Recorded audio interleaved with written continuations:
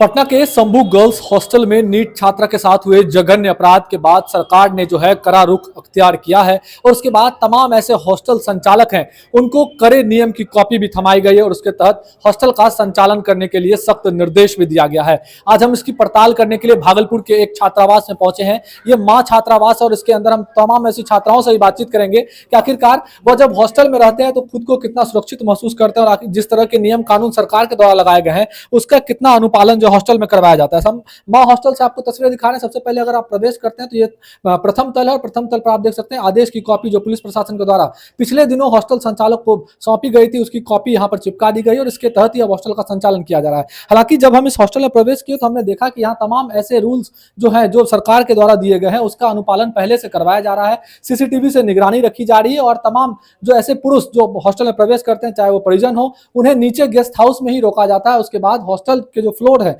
4th और 5th floor पर hostel का संचालन हो रहा है, वहां पर किसी को भी जाने की अनुमति नहीं है। आप यहां देखिए 16 सीसीटीवी कैमरे लगाए गए हैं और सीसीटीवी कैमरों के माध्यम से जो संचालक हैं वो ग्राउंड फ्लोर से निगरानी करते हैं। तमाम ऐसी छात्रा यहाँ पर है, इनसे हम बातचीत करेंगे और पूछना चाहेंगे कि किस तरह की परेशानी होती है जब आप हॉस्टल में रहते हैं। और आपने सुना होगा पटना में किस तरह की कांड हुआ, नीट छात्रा के साथ जघन्य अपराध हुआ, उसको लेकर क्या कहिएगा और हॉस्टल में अब कड़े नियम है, इस पर आप लोग किस तरह से अनुपालन कर रहे हैं?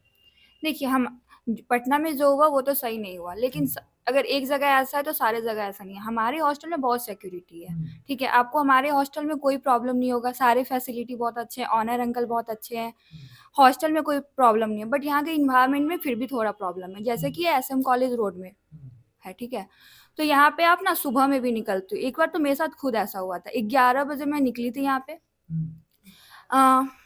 3 लड़के बाइक पे थे, वो बहुत अलग गंदी लैंग्वेज में बोल रहे थे। फिर मैं उन्हें बोली आप पागल हो, उसके बाद वो आगे बढ़ के फिर से वैसे बोले। फिर मेरे को लगा कि छोड़ो, इग्नोर करते हैं। फिर वो लोग को इतना भी पता होता है कि हम लोग इस हॉस्टल में रहते हैं, ऐसे रहते हैं। वो हमारे हॉस्टल के आगे से मूव करके हमें ऐसे करके चले गए। फिर पुलिस की निगरानी नहीं रहती इसका मतलब? हाँ, उसमें डर नहीं है पुलिस का? ऐसा तो देखिए गवर्नमेंट को लगता है ना कि शाम में ऐसा होता है, बट ऐसा नहीं है। ये सुबह दिन की घटना बता हाँ, ये मैं दिन में 11 बजे की घटना बता रही हूँ। अगर गवर्नमेंट को ऐसा डिल्यूजन है कि नहीं शाम में बस पुलिस को तैनात होना जरूरी है, बट ऐसा नहीं है।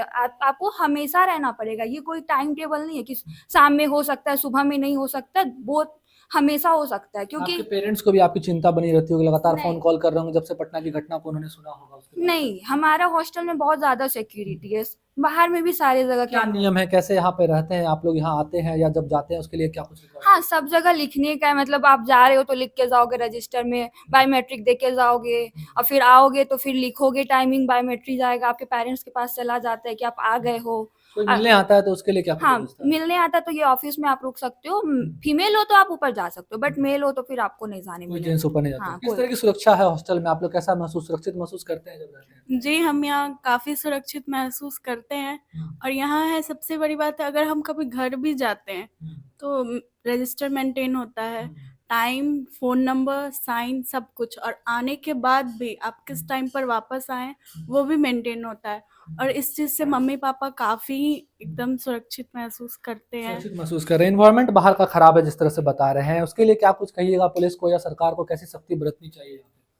सबसे पहले तो यहाँ पे SM कॉलेज है, गर्ल्स कॉलेज है, महिला कॉलेज है, तो फिर इसके लिए सबसे पहले यहाँ पे छोटे-छोटे बहुत सारे कैफ़े खुल गए हैं, जिसमें कि बोला जाता है कि चाय मिलता है, पर उसमें क्या हो रहा है ना कि स्मोकिंग भी कर रहे हैं रोड पे खड़े खड़े होके बहुत लड़के ग्रुप बना के, वो दोपहर हो, रात हो, मतलब स्मोकिंग करने के लिए सबसे पहले तो ये लीगल है नहीं कि आप सड़क पे जहाँ लड़कियां आ जा रही हैं, कॉलेज कर रही हैं, वहाँ पे आप खड़े होकर सड़क पर स्मोकिंग करें। हमारे बिल्डिंग के नीचे तो ऐसा नहीं देखा जाता, पर गली में यहाँ पे SM कॉलेज रोड में मेनली बहुत सारा देखा जाता है, ग्रुप में लड़के स्मोकिंग कर रहे हैं, तो वो तो गलत है, बंद होना चाहिए। हाँ, उस पे पुलिस को थोड़ा ध्यान देना चाहिए कि ऐसे लड़के झुंड बना के कहीं पे भी स्मोकिंग ना करें। तो चलिए, तो इस तरह की स्थिति है। छात्राएं साफ तौर पे बता रही कि हॉस्टल के अंदर हम खुद को सुरक्षित महसूस करते हैं, लेकिन जब हम हॉस्टल से लेके या तो कॉलेज हो या कोचिंग संस्थान हो वहां पर जब जाते हैं तो वहां पर हमें काफी परेशानियों का सामना करना पड़ता है। मंचलों से परेशान नजर आ रही है साफ तौर पर छात्राएं। मंचलों से तो बहुत दिन से छात्राएं लोग परेशान हो रही हैं। यहाँ पे जो बाहर के लफुए लड़के लोग आते हैं, रोड किनारे सड़क किनारे खड़ा रहते हैं, लड़की जब पढ़ने जाती है पीछे से अभद्र अभद्र टिप्पणी करना।